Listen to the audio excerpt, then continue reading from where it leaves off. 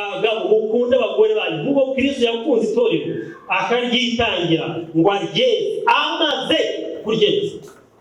Muraho mwabera umwami wishimira ijambo rye niryo rufatiro rwo kwizera kwanyu. Dore yababwiye byose nabyo yabahishe ntitwabasha kongera.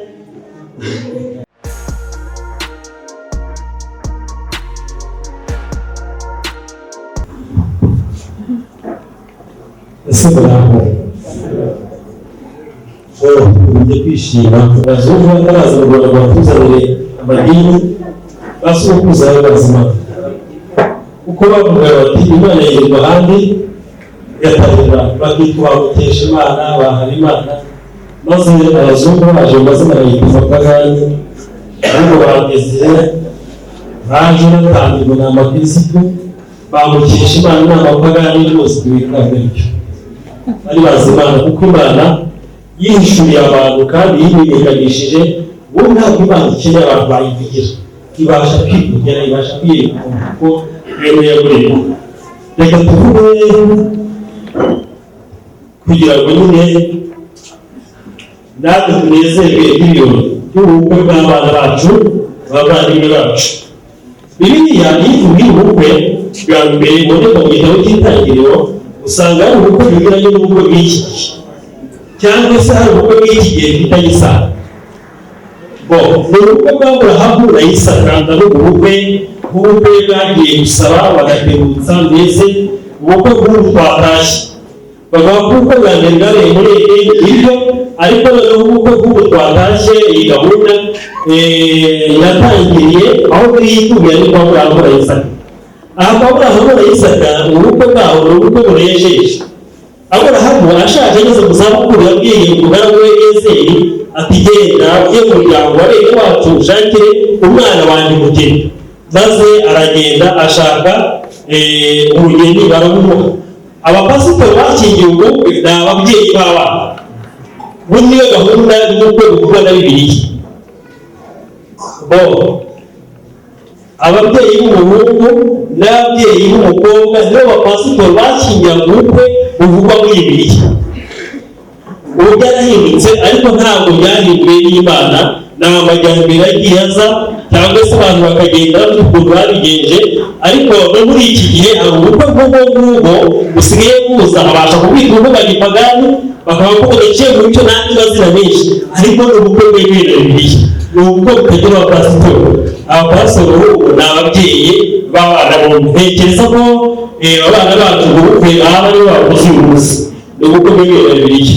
Nyamara kandi si tugiye gutindaho cyane, hari isomo benshi bakunda gukoresha igihe habaye ubukwe. Ni isomo riboneka mu Efeso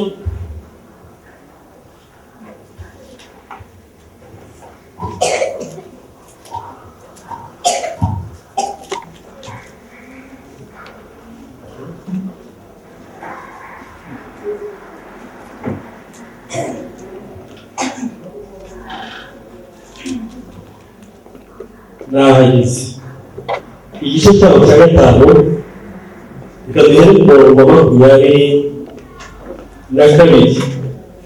Abagore mukunde mugandukire abagabo banyu nk'uko mugandukira umwami wacu, kuko umugabo ari we mutwe w'umugore we, kuko Kristo ari umutwe w'itorero, niryo mubiri we, nawe mukiza wacu.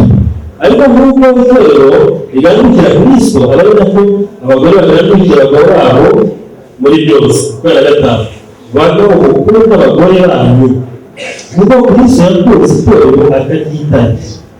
Ndabona baziratoye. Bagabo mukunda abagore banyu nk'uko Kristo yakunze itorero akaryitangira.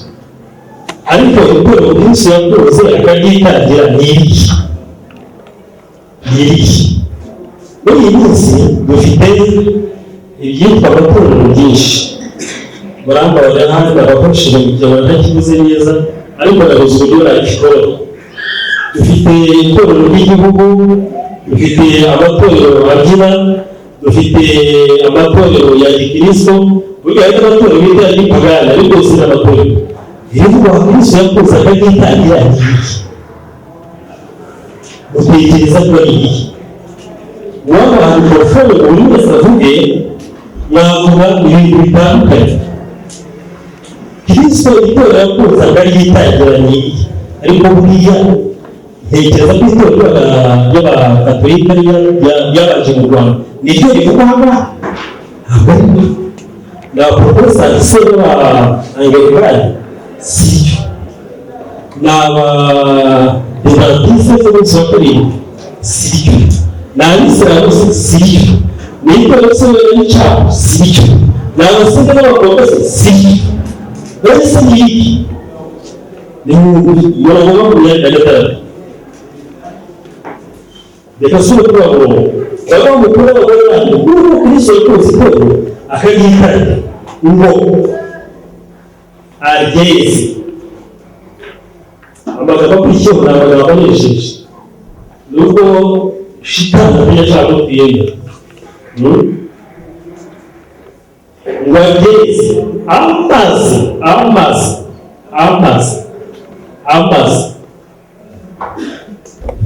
abari ahenshi muri mu Kinyarwanda iri jambo amaze ntabwo ari ijambo ry'inzagihe, si n'ijambo ry'indagihe, ahubwo ni ijambo rimufasha kumva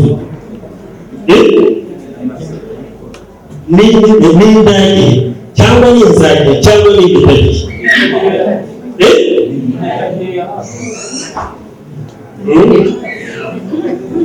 Aravuga ati n'itegeye hafi n'imitegeye hafi, ariko n'imitegeye hafi igihe umwanditsi yandika ahagana muri 65 nyuma ya Kristo. Pawulo aravuga ati ngo ageze amaze kuryogesha amazi n'ijambo amazi kuryogesha amazi n'ijambo rye aryishyire rifite ubwiza, ridafite ikizinga cyangwa umuganyari cyangwa ikintu cyose gisa gityo, ahubwo ngo rirengera ridafite inenge.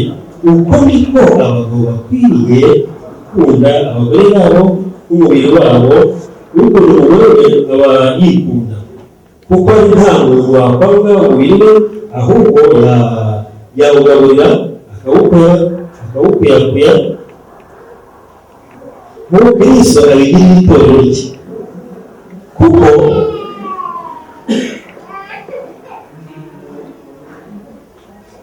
turi ingingo z'umubiri wa Kristo,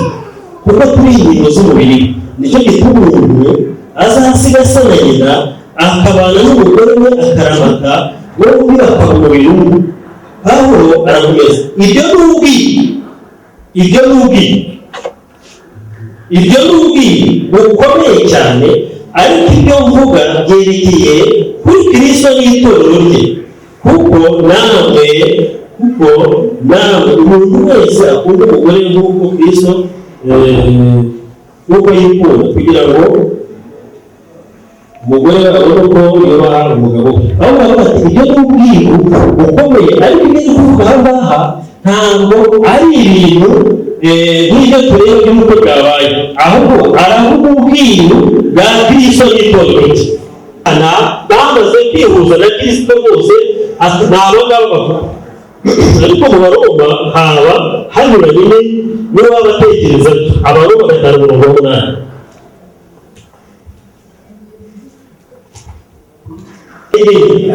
mu gihe gikwiriye Kristo yapfiriye abanyabyaha.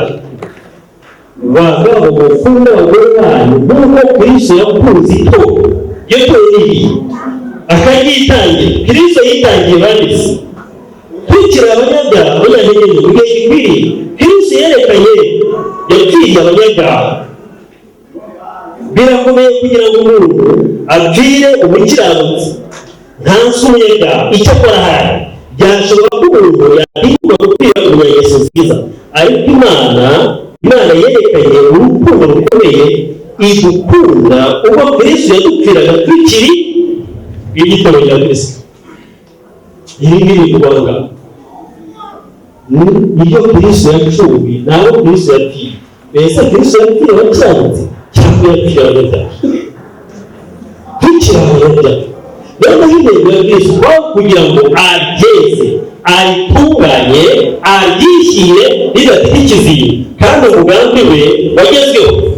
aha ngaha biravuga ati ibi ni ubwiru bukomeye, ariko ibyo Pawulo yavugaga byerekeye kuri Kristo n'itorero. mbere y'uko Adamu acumura hari ibintu bitatu byari ubwiru, ariko uyu munsi bitakiri ubwiru. icya mbere, iremwa rya Adamu ryari ubwiru. Adamu yari igishushanyo. Rwanda rw'umugore wa 15:25 Abaroma igice cya 5:12. Pawulo Adamu yari igishushanyo cya Kristo. Iremwa rya Adamu ryari ikimenyetso cy'iremwa ry'abantu bose, kuko ku Mana igihe Adamu yari yaremwe, abantu bose bari baremwe bari muri Adamu. mu gihe Adamu aza guhita amaze gukora icyaha, wese ntawe ubakiriho. Bimeze n'inyogezeho n'Imana.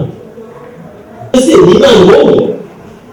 Imana yakuriho ntagiye tutarayibonye, nta muntu wayumvise, keretse n'abaje tuyemera nta bimenyetso tugize gute, nta bimenyetso dufite. none se twigisha gute kandi twihana? uburyo cyabayeho mbere y'icyaha ni ikihe? ni isabato y'umunsi wa karindwi. iyo sabato Pawulo uvuga ngo Yesu arahura, Imana yajya gutoranya undi munsi cyane nyaganyimaka. Aburahamu yabonye akanezerwa n'ubundi, ni umufashije no gutekereza umushyire muri logike. Ese Aburahamu umunsi yabonye akanezerwa yavuze n'ubundi, ariko buriya ntiyaba yarabonye icyumweru. mbese umuntu abonye icyumweru aranezerwa? mbese n'isaha kuberaho yabuze kwera, tuzana kwera kuwacu iteka ryose. ibintu by'iwacu ndavuga aha mu isi mu buryo bw'umubiri butubuza kumva ibintu by'Imana. guhera kuri Adamu kugeza uyu munsi, ikibazo Imana yagiye ni imyumvire yacu tugereranya n'imyumvire y'Imana. bafite umujinya w'Imana, umuntu agafata umujinya we akubwo n'Imana n'ubirakana. bavuga urukundo rw'Imana, umuntu akumva ko urukundo rwe ari urukundo rw'Imana. ibyo bintu bituma utumva urukundo rw'Imana, bituma utumva ineza y'Imana. iyo bavuze ko Imana igomba kubweza, umuntu ahita afata yenda nk'uko yabigenza, akumva ko ariko Imana izabigenza. ntabwo ari uko Imana izabigenza. icyo mbabwira biribwe ni iki? Yesu Kristo bagabo mukunda abagore banyu nk'uko Kristo yakunze itorero akaryitangira ngo aryeze amaze kuryeza. murabona beramo abera umwami wishimiye ijambo ryariyo mfatiro ko kwizera kwayo dorerabiye byose nabyo yaba bishe ntitwabasha kongera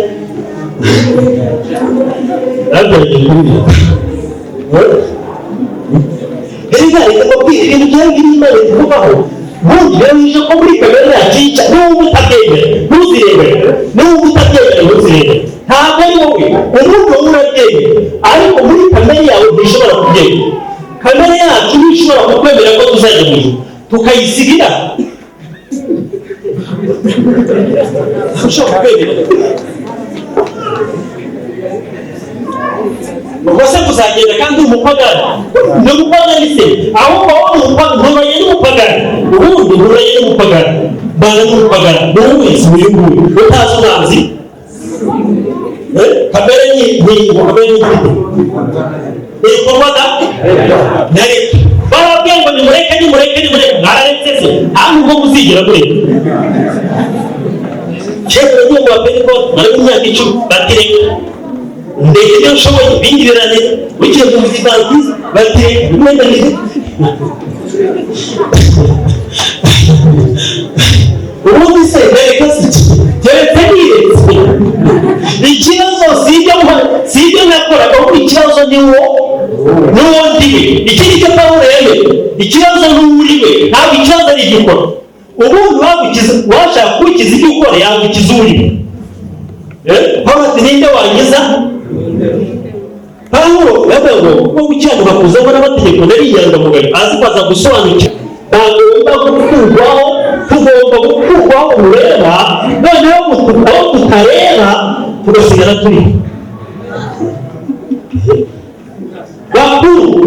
turabana abana b'Imana uko tuzana n'ibyo gute akorera uko Imana ubwe yemeza imitima yacu ko turi abana b'Imana ijambo ry'Imana rikora cyane uko Imana ubwe yemeza kubera iki yemeza imitima yacu ntabwo imitima yacu twemeza ko turi abana b'Imana ubwo binishije ngiro wabona umwana w'Imana kandi bise umuntu umwana w'Imana kandi waka kandi umutima wakakurondora ibintu ukora byose kandi ntagukoresha umwuka w'Imana ubwo yemeza imitima yacu ko turi abana b'Imana ubundi ijambo rifitiwe kandi ubwo turi abana b'Imana turi n'iki turi n'abaragwa Imana ishimwe ubwo turi abana b'Imana turi n'abaragwa reka mbabwire yego wabwira ijambo wese narizi ko mutagenda yanashobora ko muri mwega harimo abashobora kundakarira ariko ntacyo murandakarira kuko nanjye narakariye abigeze kuvuga iryo jambo mbabwiye Imana n'Imana ndabibabwiye ndabihanuriye uwakwambuye ntashobora kujyayo kuko nawe warambuye ntushobora kujyayo aravuga ngo ndabizi yuko iyi nzu yateye ingano izasenywa iyo twambuye inzu y'ingano abavuga umuntu wacu wa kera ariko igihe uzasenywa tuzaba dufite n'ingano itubatse n'umwana w'iki harageze ntabwo ujyayo urambye ngo nigire ndashobora kuvuga ushobotse rero Imana n'Imana biratubwira ngo bagabo mu kuvuga abagore bacu kuko Kristo yakunze itorero akagira gute se mwari muzi ko turi umugore w'Imana umugore w'Imana ubwandu bw'abantu umugore wawe ibitekerezo byawe byose ugiye kubishyira ku mugore wawe uzamurinda ntekereza ko niyo kanzu yambaye niyo bayidodeshe niba itameze n'ibyo niyo bayidodeshe bikaba byireye Imana itwigishiriza ku bintu byose umwambaro tugomba kwambara tugiye mu ijoro ni umwambaro wo gucana ntuzagure ushaka ni Yesu ugomba kuwushaka kuko agomba kwambika umugore mu mwanya ikoresha ijambo ry'Ikinyarwanda rirenge kuko wavuga nawe kisi uriya mutindi w'umwana niba yanze ku mugore we Imana izabikora kwambika umugore wawe yabyaye umuryango izahita yose Imana nta mugabo dufite uwo mugabo niwe ntakwambika nta mugabo dufite mu mugore bereka dushaka iki ntabwo ari umwambaro tugomba gushaka ni umwambaro Kristo yashatse reka mubwire uba wakwigishije idini yarakubeshye si habayeho amazu mbese wigishaga sibyo kuko niyigisha ku mwambaro witwa umwambaro wo gukiranirwa kuzanwa n'amategeko Pawulo yavuga ati ntafite gukiranirwa kuzanwa n'amategeko ahubwo ufite gukiranirwa kuzanwa no kugira gute no kwizera ni ukwizera ko mufite gusa nibyo mufite nibyo nta bindi byaragereka zo kuzajya mu ijoro yakora ukikorera imitwaro y'iki byose umuntu tuyikorera uruhare ruranze ibintu byoroshye rwose uzajya mu ijoro rero kibazo igihe bigusabye se ngo banze ujye guhinga utari naye wemere kwihinga iyo babirangije ibyo uzajya mu ijoro uzajya wenyine wowe se nzijya ari uzajya ni Kristo n'umugabo wanjye kumura hose rero ndabashimye muri abagore beza kandi mufite umugabo mwiza ari we Kristo wabakunze akabitangira akabeza ujye muvuga mu mutima ntimuzaze mugeze mu matorero yayo batazabaca nk'uko nanjye banciye ujye muvuga mu mutima mwihishe wihishe ntabwo mugeza wihishe uwo bitungura bateye kugeza batanu muri abagore b'Imana kandi mukababwire aho umugabo wanyu yagiye niho namwe muzaba ntukabera aho umukobwa yaraje munsi niyo ugiye kuharara aho ukabera yararaga na Karara niwe uyu mukobwa ari burayi, kandi uyu munsi Kabera na Furaha babaye bangahe? Ni umwe. Ubundi turumwe na Kristo habonetse umuntu wadutandukanya, byamusaba imbaraga zikomeye cyane zihita z'Imana ifite kugira ngo dutandukanye na Kristo. Aho uravuga n'icyo atandukanye n'urukundo rw'Imana muri Kristo Yesu, ni amakuba, ni ibyago, ni ukurenganwa, ni ukwambara ubusa, ni ibyaha se ati muri ibyo byose nta cyadutandukanya n'urukundo rw'Imana muri nde.